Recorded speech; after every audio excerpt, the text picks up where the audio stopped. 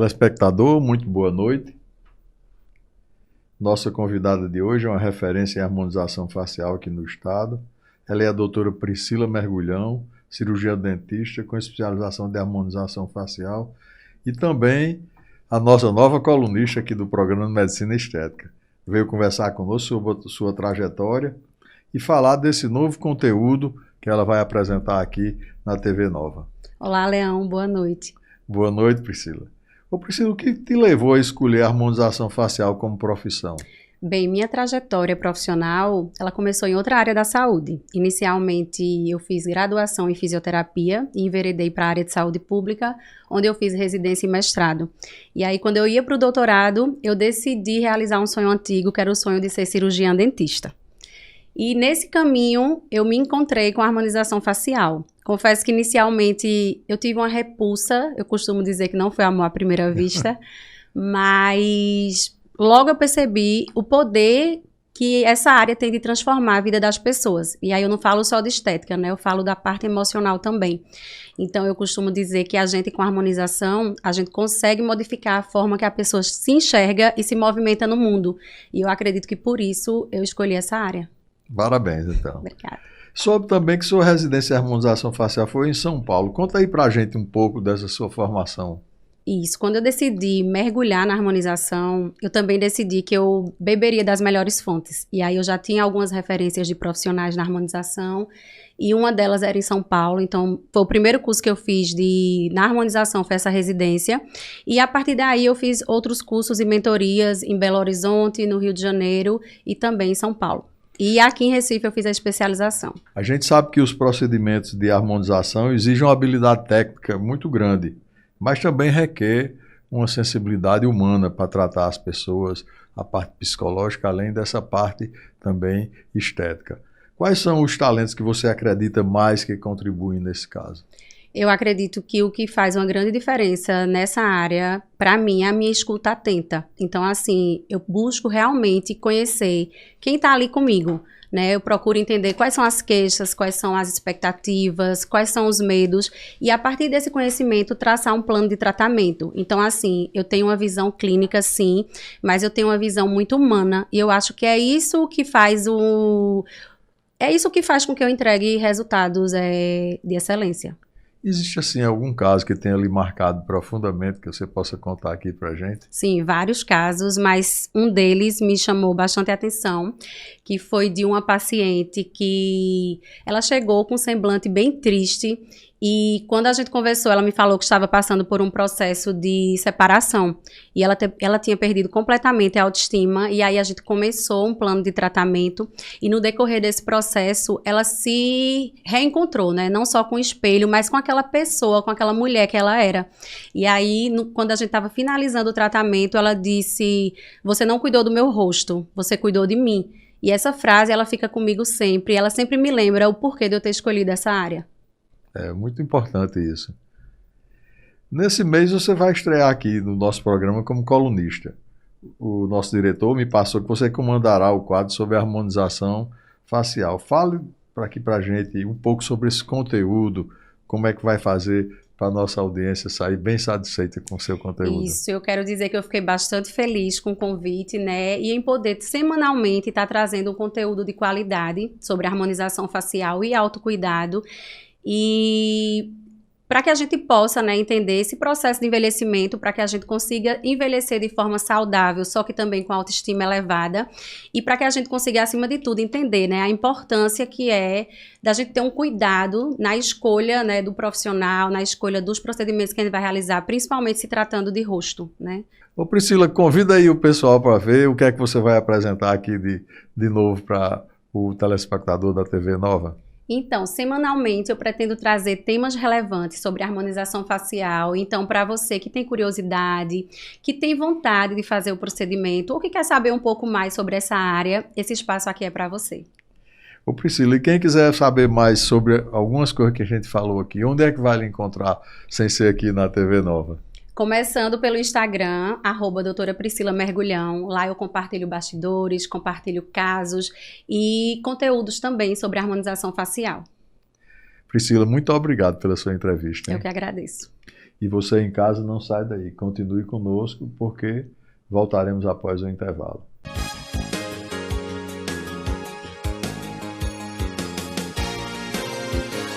Oi, eu sou a doutora Juliana Fontan e nessa série de vídeos eu vou contar para você como cuidar da sua pele. Hoje vamos falar tudo que você precisa saber sobre toxina botulínica, então fica comigo até o final.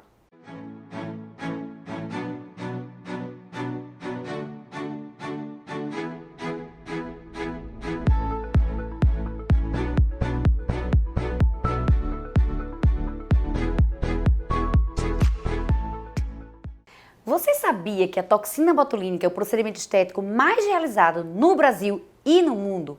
É um procedimento seguro, eficaz, com rápido início de ação e com inúmeros benefícios. Uma dúvida frequente é como age a toxina botulínica. A toxina botulínica age inibindo a contração muscular.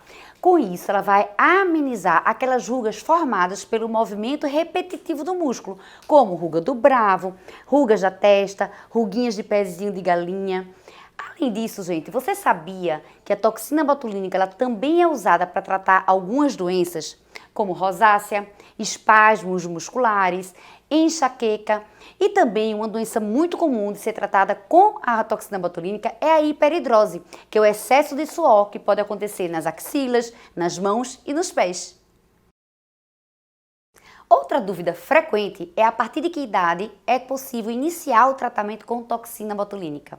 Não existe uma idade específica, mas comumente costumamos a prevenção dos pacientes a partir de 25 anos, quando já começa a mostrar aquelas ruguinhas de movimentação muscular. Nesse caso, chamamos de toxina preventiva, porque a gente vai tratar aquela atividade muscular para evitar que a ruga se torne fixa. Agora eu vou responder a pergunta de uma internauta. Doutora, quanto tempo dura o Botox? Excelente pergunta. A toxina botulínica costuma durar de 4 a 6 meses. Se a toxina vai durar um pouco menos, 4 meses, ou um pouco mais, 6 meses, depende de alguns fatores, da dose aplicada, da atividade muscular de cada paciente. Então, aqueles pacientes que gesticulam muito, faz muita atividade muscular, a toxina tende a durar um pouco menos. De atividades físicas. Então, atividades físicas de alto impacto faz com que a toxina dure um pouco menos também. E aí, gostou do conteúdo de hoje?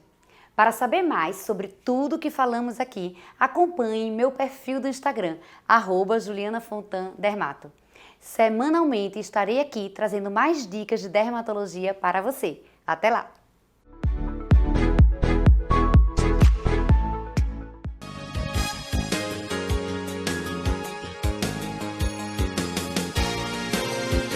Nosso convidado de hoje é uma referência em cirurgia de coluna aqui no estado, Dr. Cláudio Falcão, é neurocirurgião e é também o nosso novo colunista do programa Medicina Estética. E veio conversar conosco sobre a sua trajetória, falar desse novo conteúdo que ele vai começar aqui na TV Nova Nordeste. Tudo bem, Cláudio?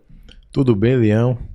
É um prazer grande estar com você aqui. A gente fica bem à vontade.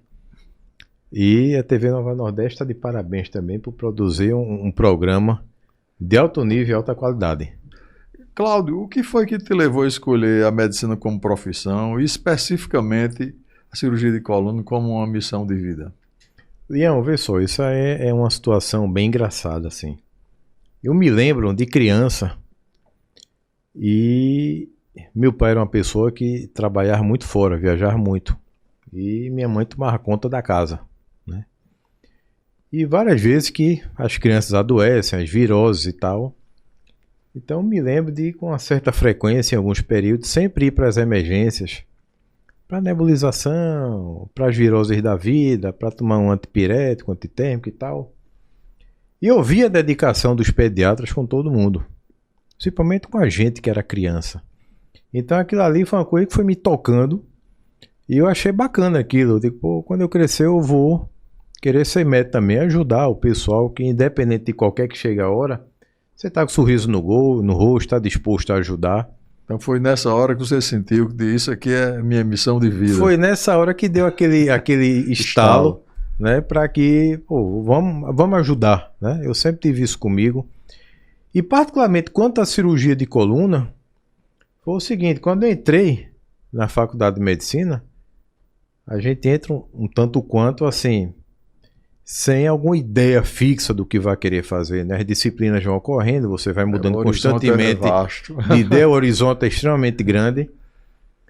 Mas aí quando eu comecei a estudar neuroanatomia e a neurofisiologia, então, funcionamento do cérebro, medula, nervos, então isso aí foi uma coisa que me fascinou, me conquistou.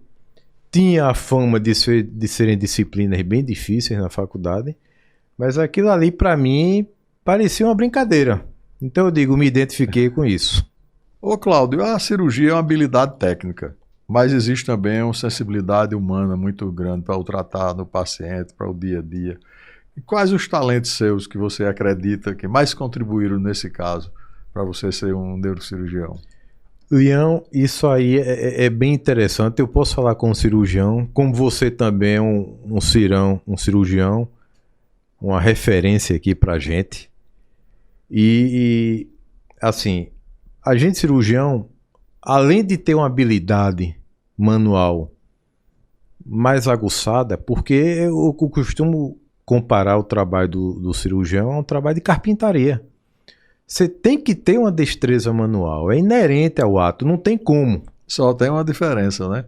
Que o carpinteiro pode jogar a madeira fora e pegar outro pedaço. E fazer outro, e a gente não tem esse direito. Trabalhar perfeito. Sempre no mesmo, então, assim, além da gente ter né? essa habilidade manual um pouco mais aguçada, eu acho que outro fator fundamental é a sensibilidade. O cirurgião tem que saber até onde pode ir, né? Porque da mesma forma que a gente está aqui com a missão de ajudar o paciente, a gente também pode atrapalhar se a gente não souber os limites, né? E aí eu falo um ponto muito interessante para os médicos, para os cirurgiões também, principalmente para o pessoal que está estudando medicina. A gente tem que deixar a vaidade de lado, né? Muitas vezes a vaidade do médico atrapalha.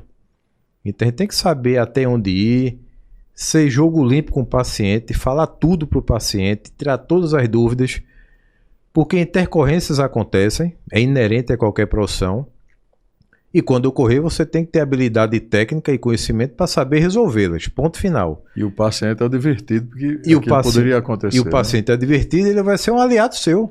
Ele vai ser um aliado seu, caso isso ocorra, né? Existe assim, algum caso, alguma história de algum paciente que lhe marcou profundamente, que até hoje reforça esse seu propósito de profissão? Leão tem.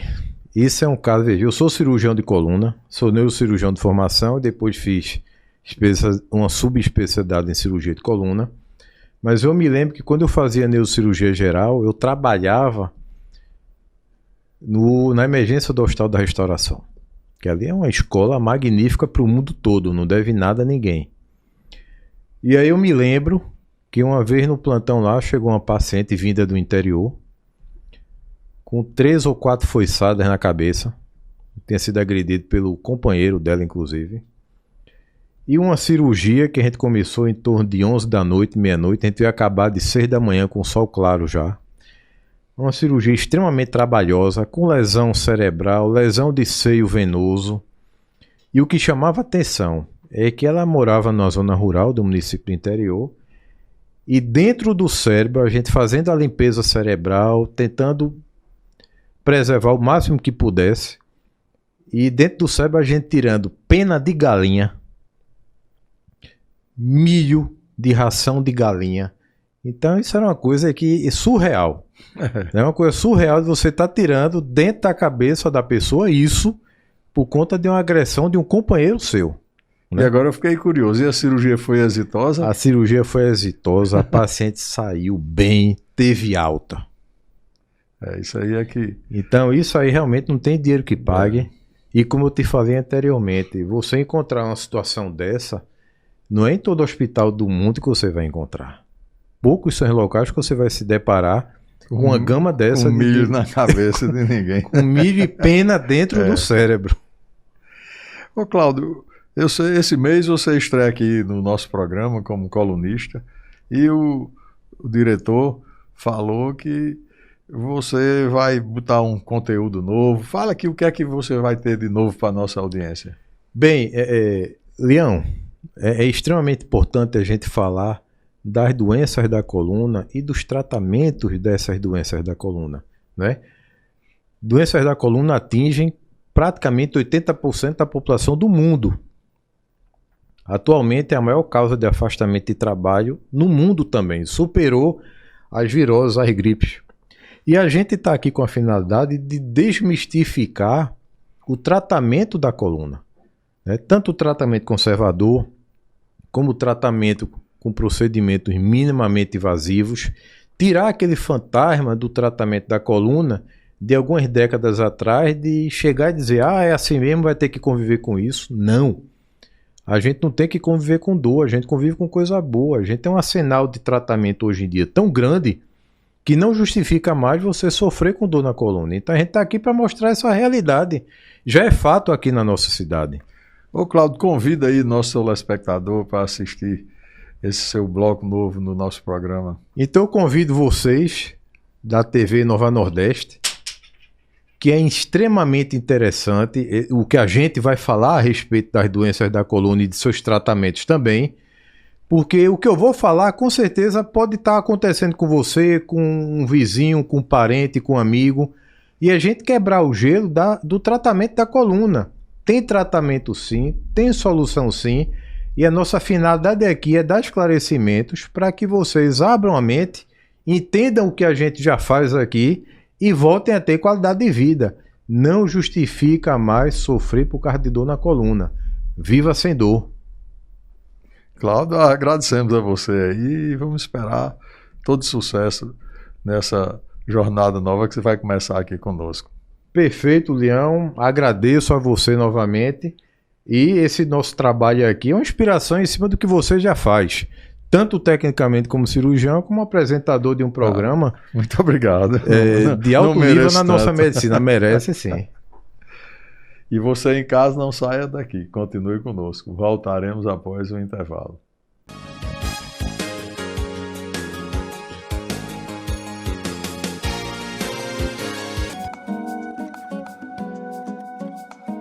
Tudo em ordem, Lucineide? Mas diga o que é que você deseja. Gostaria de fazer meu abdômen, que eu já fiz uma vez e não gostei. Você fez o quê? Uma plástica de abdômen mesmo? Não, eu fiz lipo. Sim. Quando eu tinha 24 anos. E quando eu estava com 28 eu fiz um reparo, mas não ficou bom. Aí eu queria que o senhor desse um jeito, desse uma olhada. Pode fazer. Exato. Me diga uma coisa, e você já teve filho? Tenho um menino. Já encerrou? Não vai Já ter encerrou, mais? não. Já é ligação ligada? Não. Porque essa é uma cirurgia, se for para fazer mesmo uma plástica de abdômen, uma cirurgia onde não é ideal que se tenha gestações depois, entendeu? Não quero ver. Então vamos dar uma olhada, ver o que é que a gente pode fazer, ok? Ok. Lucineide, veja só, você fez essa lipo, ficou com as depressões aqui também, mas na área superior do abdômen quase não tem depressão nenhuma. E eu acho que o que vai resolver a sua situação aqui é uma plástica de abdômen. A gente vai ter que fazer uma incisão grande aqui, de um lado ao outro, e essa parte todinha vai sair. Então esse lugar aqui, onde é a marquinha do piso do bico, ele vai vir aqui para baixo, aqui sai tudo.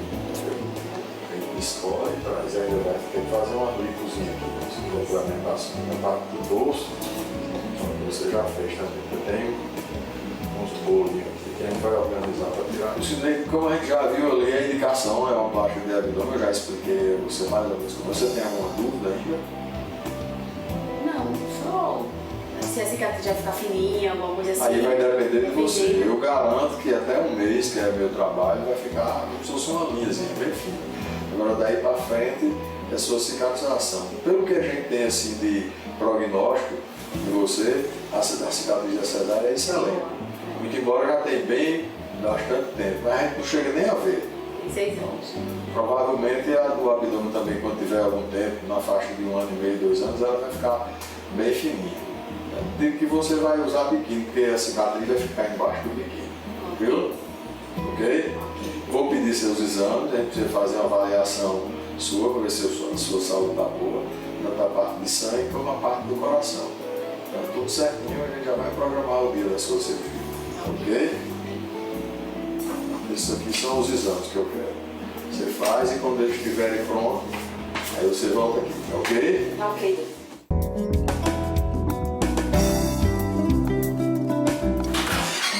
Oi, tudo bom? Boa noite. Vamos lá? Você quer voltar? Voltei. Ok.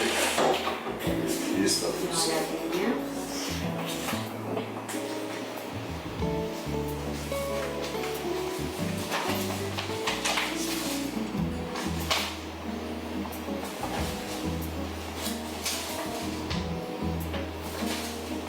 Daqui eu parecer cardiológico. A escala de gol no grau 1 é o melhor que tem, tá tudo normal. Só a gente marcar. Alguma dúvida mais?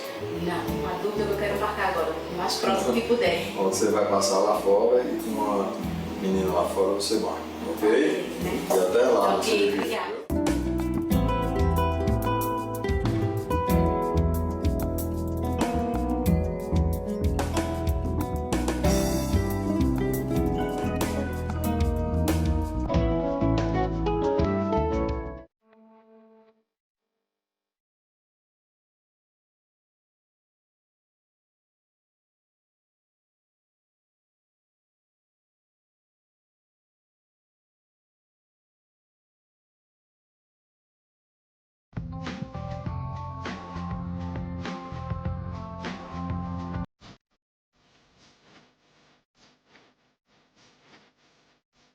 Quanto tempo hoje? 46 dias. Como é que você tá? Tô bem, tô ótimo. Tudo tranquilo? Tudo ótimo. Vamos dar uma olhada como é que estão as coisas?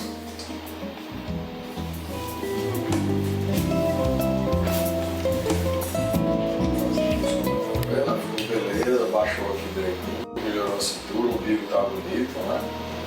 Aí a cicatriz ainda é recente, ela ainda fica melhor, melhor qualidade.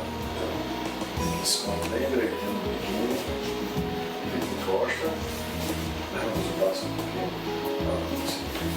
Isso aqui era onde você tinha um pince, tá? Era. Isso era aqui em cima do umbigo e ele veio pra cá. Então gostou do resultado? Amei, adorei. Ficou ótimo, maravilhoso. Graças a Deus. Vamos esperar agora só que a cicatriz, com o tempo, ela vai clareando cada vez mais. Você, pelo que eu vi até agora, sua cicatrização vai excelente. Nessa parte assim, mais escura, não tem a cicatriz do umbigo ou da cirurgia mesmo embaixo. A tendência dela cada vez é clareando mais. Já vou liberar você do modelador agora com 2 meses e já pode inclusive fazer umas caminhadas, fazer bicicleta, para não ficar parado todo o tempo. Agora o abdominal mesmo só no 3º mês ele eu libero você para fazer. Essas coisas, academia não pode, né? É só a sua esteira e bicicleta, entendeu?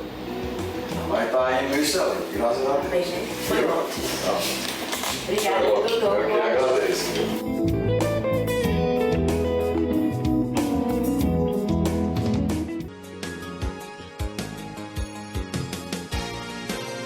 Olá, hoje eu vou tirar todas as suas dúvidas sobre tratamento de obesidade e cirurgia bariátrica.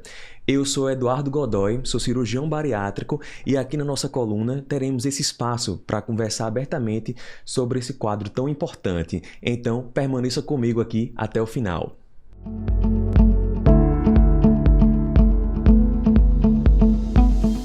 Para este episódio, eu convidei aqui pessoalmente um colega muito querido, o Dr. Emílio Leão, cirurgião plástico, para tirar algumas das principais dúvidas da audiência. Eduardo, sabemos que a obesidade é uma doença complexa. Como é que você lida com a responsabilidade em transformar a saúde, a autoestima de tantas pessoas?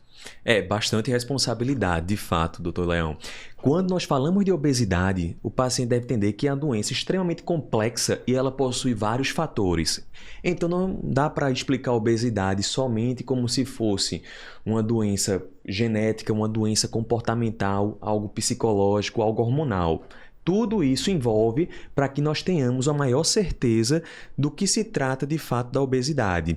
Então, todo paciente deve entender que nós formamos como um time, mas quem realmente dirige, o capitão do time, de fato, é o próprio paciente, é o principal interessado nessa melhora.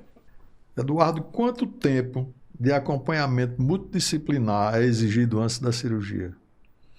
Olha só, quando os pacientes perguntam quanto tempo eu preciso de acompanhamento antes, a gente deve entender que esse acompanhamento não é somente conosco, cirurgião. Isso inclui nutricionista, isso inclui psicólogo, endocrinologista, toda uma equipe multidisciplinar. Então, em geral, o ideal é que o paciente tenha ao menos 6 meses de acompanhamento aqui com a nossa equipe, mas grande parte já faz algum acompanhamento psicológico, já faz alguma dieta orientada por profissional. Então, isso geralmente não costuma ser um problema. Existe algum exame psicológico ou psiquiátrico que são obrigatórios antes da cirurgia? Sim, não se faz cirurgia bariátrica se o paciente não tiver passado por uma avaliação psicológica ou psiquiátrica bastante rigorosa. O que algumas pessoas eventualmente confundem é que acham que por ter um componente de ansiedade, um componente de depressão, não poderiam passar pela cirurgia, o que impede a cirurgia se alguma dessas doenças psiquiátricas ela estiver descompensada. Mas aquele paciente que tem um diagnóstico de depressão, um diagnóstico de ansiedade e está controlado, ele não só pode, como ele deve progredir na sua busca pelo controle da obesidade. No caso do paciente faz a cirurgia e depois, sei lá, porque ele se arrepende, existe como reverter sem nenhum prejuízo de saúde? Existe como reverter, mas sem prejuízo de saúde, aí já é bastante difícil, porque do mesmo jeito que quando um paciente passa para uma cirurgia, para um controle de uma doença grave, como por exemplo um câncer, e ele passa por uma cirurgia oncológica, a gente não fala sobre a questão de reverter uma cirurgia dessa. A mesma coisa acontece aqui com a obesidade. Então, existe a capacidade de reverter a cirurgia? Sim. A cirurgia bariátrica mais realizada no Brasil e aqui na América Latina é o bypass gástrico, que é uma cirurgia plenamente reversível. Mas nós não temos intenção jamais de reverter a cirurgia, porque senão o paciente vai voltar a engordar. Ele vai perder o ganho.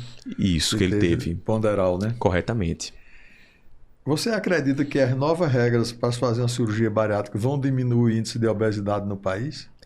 Eu acredito que vai ajudar a controlar, mas ainda é muito precoce para diminuir o nível de obesidade, a prevalência de obesidade no nosso país. Porque hoje, infelizmente, contando aqui o privado, o particular e o nosso sistema único de saúde, infelizmente o Brasil não consegue operar sequer 1% dos pacientes que têm indicação de cirurgia bariátrica. E isso não só aqui no Brasil, em outros países no mundo todo é dessa forma. Então, a obesidade ela vem crescendo ao longo dos anos, a cirurgia também vem aumentando a sua frequência, mas ainda tem muito espaço para crescer. Então você acha que o problema é resolvido mais pela parte educacional alimentar do que até mesmo pela própria cirurgia? Sem dúvida, não existe um controle adequado de obesidade se não existe também uma mudança de estilo de vida. Então, uma dieta adequada, a terapia psicológica em dia, a atividade física, que não é particular do paciente de cirurgia bariátrica, mas deve existir para todos nós, deve ser reforçado em todos os momentos, no pré, no intra e no pós-operatório. Então, a educação ela é feita de forma continuada para o paciente que está passando por uma doença tão grave. O que mudou nas diretrizes do Conselho Federal de Medicina em relação ao acompanhamento do pós-operatório desses pacientes? Hoje em dia, recomendamos um mínimo de acompanhamento em torno de 2 anos após a cirurgia. No entanto, eu, assim como vários outros colegas, sempre prezamos por um acompanhamento longitudinal, um acompanhamento para toda a vida, porque nós entendemos que nós fazemos a cirurgia e nós controlamos a obesidade, mas não curamos a doença. Então, o acompanhamento com a equipe de preferência deve ser por toda a vida, mas a regulamentação é pelo menos 2 anos de acompanhamento aqui com a equipe multidisciplinar.